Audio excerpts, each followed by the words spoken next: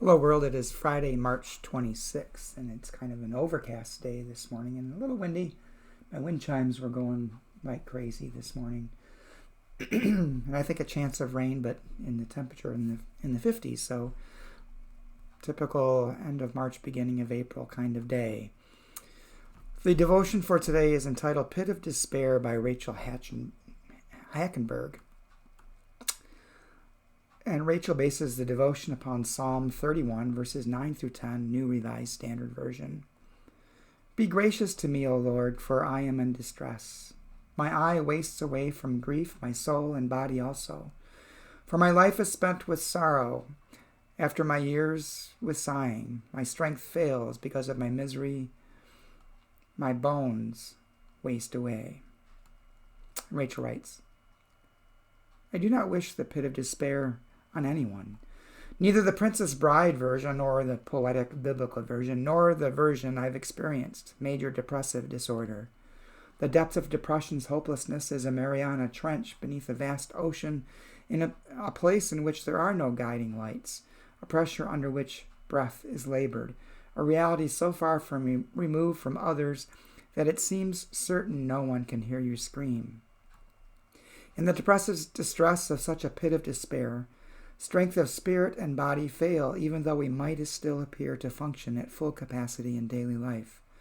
In the chasm of grief, joy in life and purpose is utterly sapped, even though some of us who live with depression continue to laugh and nod in conversation. In the vacuum of depression, any possible doorway of escape seems hidden or inconceivable, and every friendly gesture seems a mockery of our isolation. The psalmist is consumed by the fatigue of her body, hopeless with the dread of adversaries and neighbors alike, locked away from community by the delusion of worthlessness. Only one remains trustworthy. I trust in you, O Lord. I say you are my God. Only one can navigate the pit of despair to find the psalmist. Let your face shine upon your servant. Only one shows up faithfully. My times are in your hand. Thanks be to God, who not only shows up in the pit of despair, but also in the grace of therapists and the miracle of medicines. Thanks be to God for the incarnate presence of friends who shine for those of us drowning in the trench, that we might be encouraged that a way out is possible. And the prayer. Be gracious upon our minds, bodies, and spirits when we are depressed and weary. Even in the deepest chasm, remind us that we are not alone. Amen. In thinking about this devotion, one of the thoughts that came to mind to me is a meme I saw on Facebook the other day that said that to remember that people fake being happy, not being depressed.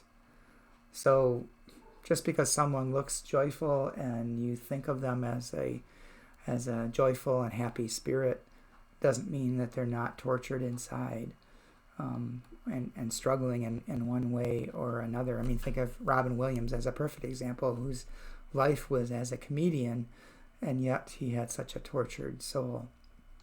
And the other thing it made me think of is if you are in a situation in which you are in a pit of despair, don't be afraid to reach out. It's so hard sometimes to reach out when you're in that kind of position, but it's so essential to let someone know, someone close to you, someone you can trust, know that you're struggling. And don't be afraid to seek help.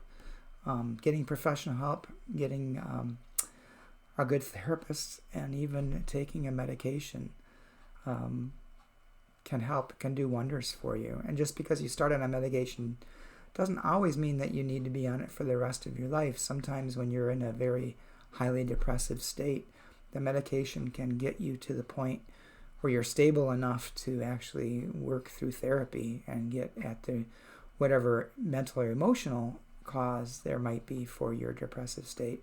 And sometimes it's just a plain chemical imbalance in your system, and it's nothing to be ashamed of. And God will be there. And God will be there in the therapists. And God will be there in the medicine. Hope you have a good day, and I hope to talk to you again tomorrow.